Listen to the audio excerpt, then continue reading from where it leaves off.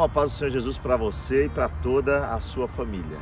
Hoje eu quero meditar com você na palavra de Deus, se encontra em Lucas capítulo 15, onde o texto bíblico vai nos dizer: e caindo em si disse, quantos funcionários do meu pai têm abundância de pão e eu aqui pereço de fome.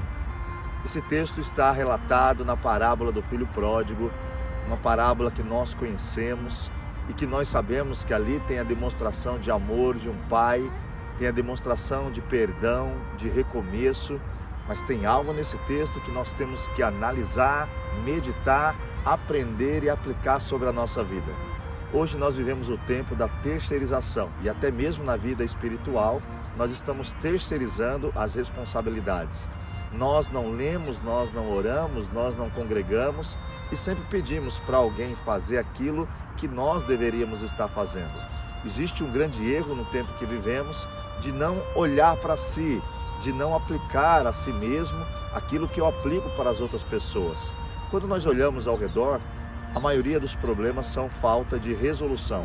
A maioria dos problemas são causados pela falta de perdão, pela falta de diálogo, pessoas que não conversam umas com as outras, pessoas que deixam os problemas se arrastarem por anos e por anos, pensando que eles não podem ser resolvidos. E isso tem trazido muitos problemas para o presente, causando um grande estrago para o futuro daqueles que estão ao nosso redor. O texto diz que esse jovem, ele vai gastar a metade da herança com a vida de prostituição, bebidas e totalmente regalada ao prazer físico, sem se preocupar com o pai, com a família e até mesmo consigo mesmo. Ele foi um irresponsável. Ele errou de uma forma que aos nossos olhos ele não teria como reconstruir, porque ele gastou muito dinheiro, algo que para nós é muito importante, algo que no tempo que vivemos é a busca de todo ser humano. E ele desperdiçou, não o que era seu, mas o que seu pai tinha construído. Aos nossos olhos, um erro imperdoável. Mas ele encontrou perdão. O texto diz que esse jovem encontrou perdão. Porém, o que temos esquecido é que antes de encontrar o perdão, ele se encontrou.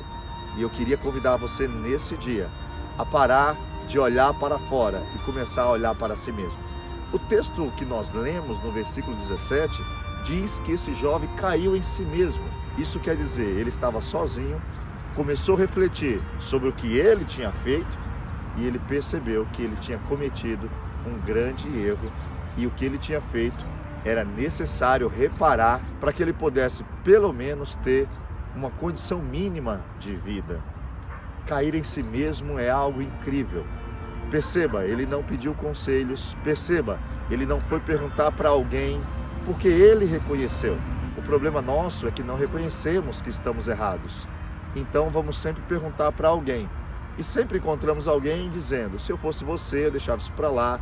Se eu fosse você, eu não pedia desculpa. Se eu fosse você, eu não ia resolver isso. Deixa que o tempo resolve. Muitos assuntos, eles não serão resolvidos com o tempo. Muitos assuntos precisam do reconhecimento de quem errou. Antes do perdão, existe o entendimento do arrependimento.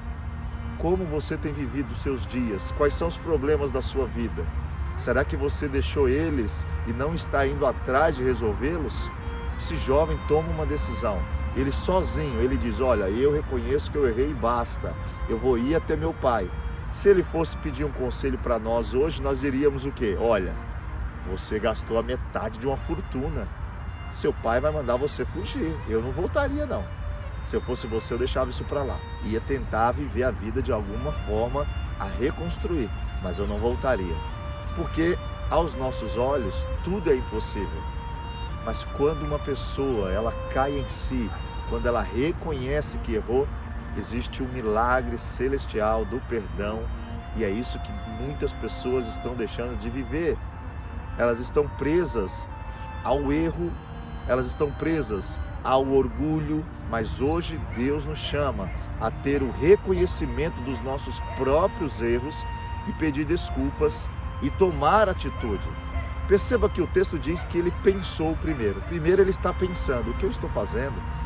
Tantas pessoas lá com meu pai, trabalhando para ele, comendo, e eu aqui com fome.